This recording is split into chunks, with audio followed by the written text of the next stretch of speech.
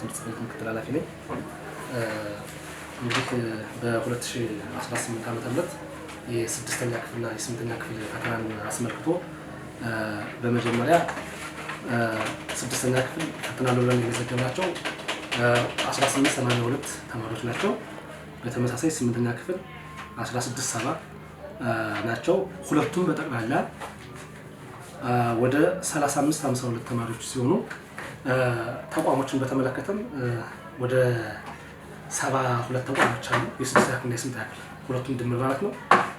እነዚህን ተማሪዎች ከህዳር 1 ጀምሮ መዝግበን ስራ ላይ መሆናችን ይታወቃል።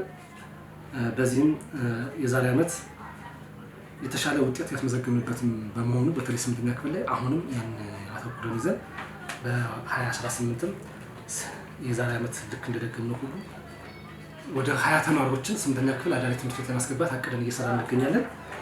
ስድስተኛ ክፍል ደግሞ ልክ የዛሬ ዓመት የተሻለ ውጤት እንዳስመዘግቡ ሁሉ አሁንም ደግሞ እንዲያስመዘግቡ እናደርጋለን። ይሄን ለዚህ ትኩረት ምን ሰራችሁ የሚለውን ነገር ስናነሳ ለስድስተኛ ክፍልና ለስምንተኛ ክፍል ትምህርት ቤቶች መጀመሪያ ከጽሕፈት ቤት ደረጃ እቅድ በማቀድ ትምህርት ቤቶች ደግሞ ወደታች በማውረድ በእቅድ በፕሮግራም መሰረት ልዩ ድጋፍ በማድረግ በተለይ የማጠናከሪያ ትምህርት በመስጠት በኩል እንዲሁም ደግሞ ቅዳሜና እሑድን ትምህርት በመስጠት የተሻለ ውጤት እንዲያስመዘግቡና ከሌሎች ክልሎችና ሌሎች ዞኖች ጋርም ተወዳዳሪ ለመሆን እየሰራ እንገኛለን። ሌላው የቆዩ ሽቶችን እያመጡ ትምህርት ቤቶች ላይ በማስረከብ እንዲሰሩና የተሻለ ውጤት እንዲያስመዘግቡ እያደረግን እንገኛለን።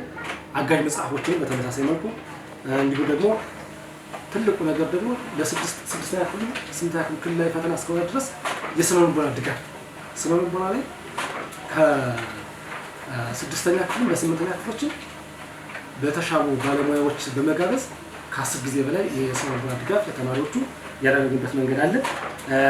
ትልቁ ነገር ደግሞ አብዛኛዎቹ ትምህርቶች በሚባሉት ደግሞ የቤተ መጻሕፍት ክፍት በማድረግ ቅዳሜና እሑድ ክፍት በማድረግ ከሰኞ እስከ ሰኞ ክፍት በማድረግ እንዲሁም ደግሞ ቅዳሜንም እሑድን ጨምሮ እየተጠቀሙ ይገኛሉ ማለት ነው። በሶስቱ ደረጃ ተማሪዎችን በተለይ ማለት ነው የማብቃት ስራ እየተሰራ ይገኛል። በተለይ ናቹራል ትምህርቶች ላይ ፎከስ በማድረግ የተሻለ ውጤት እንዲያደርጉ እገዛ እያደረጉ ናቸው ማለት ነው። ሌላው ለሴትና ዝቅተኛ አፈጻጸም ያላቸው ተማሪዎች ምክንያቱም የፈርስት ሴሚስተሩን አፈጻጸም ስለገመገመው ዝቅተኛ ውጤት ያስመዘገቡትን በተለይ በእነዚህ ናቹራል ላይ በደንብ አድርገን ገምግመን ለቀጣይ የተሻለ ውጤት እንዲያመጡና እንዲዘጋጁ የተደረገበት መንገድ አለ።